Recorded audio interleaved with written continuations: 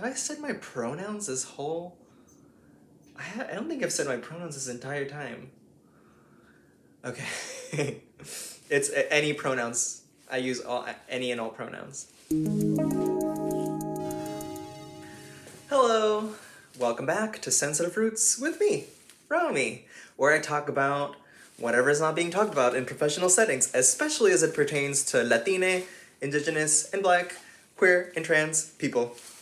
So I'm wearing the Trans Pride flag colors because today we're going to be talking about how we ask people about their gender, how to do that correctly, whether or not we should even do that in the first place, and why our genders matter so much. Right away, attached to this video, as always, I have a write-up, specifically this time actually attached a letter that I wrote about how to ask for gender in forms.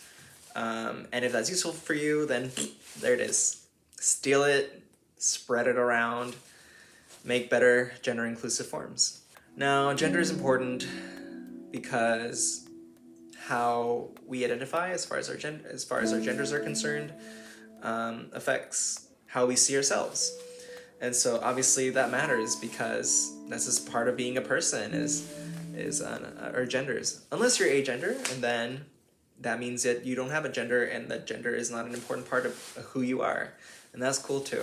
There's a big problem in most professional settings where people kind of get asked whether they're a man or a woman, and that's it. That's the entirety of the conversation around gender.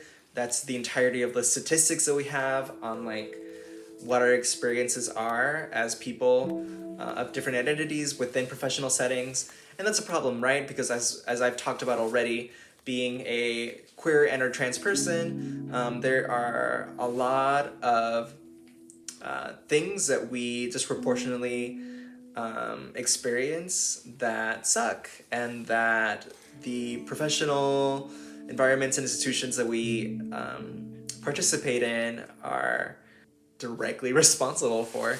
We should really be acknowledging gender a lot more so that we can reimagine institutions better, or imagine completely new ones that are not harmful.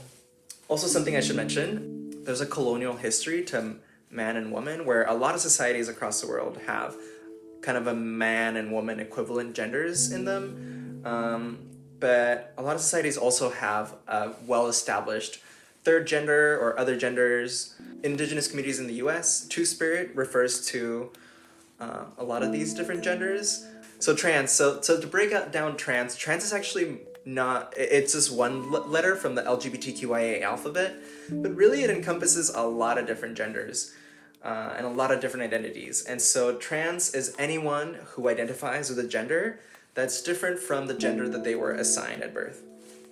And usually in the media we see this as being people that medically transition and identify with a binary gender as man or woman. But also trans can mean being of these unacknowledged third genders from different cultures. Also within the trans umbrella is non-binary genders, so anyone that doesn't identify as man or woman. The point I'm trying to make is there's a lot of ways to be trans, and there's a lot of genders other than man and woman. This kind of like ignoring that there is anything other than man and woman ends up being kind of culturally insensitive, as well as insensitive to specifically trans people. So now that we've established why it's important to acknowledge gender, how do you broach kind of coming up to someone in your professional setting that might be queer and or trans and say, hey, are you, you know. The first thing you should know about asking people about their gender and having those conversations is that you usually don't have to. Genders can be really complicated. You don't have to really get it. Maybe you do. Maybe I really care about you understanding what my gender is and what that means to me. In that case, I want to know that I can say that to you and that it is safe for me to have that conversation with you. But it might not be important to me that you get it. And you would hopefully be able to respect that and understand that although my gender is very important to me, I assume you're not going to get it, or I just don't want to have that conversation with you. And that is fine. And I know what you might be thinking is, I want to be able to know how to refer to people, right? I want to know what pronouns to use and just like what to call them. And actually knowing someone's gender isn't enough to know what their pronouns are. So someone being a man or a woman, they might go by he as a man or she as a woman, but maybe they do drag and then they use different pronouns then. Or maybe they use he, they, or she, they, because they're comfortable with non-binary pronouns. So bottom line, gender, don't ask people's genders if you don't need to.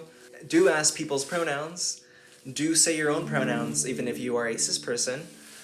And attached is a number of different ways you can ask for gender in forms that is inclusive and helpful. And yeah, continue to acknowledge people's genders and continue to make sure that people of all genders are being seen and respected and accounted for. And with that said, thank you for watching Sensitive Roots. Okay, bye.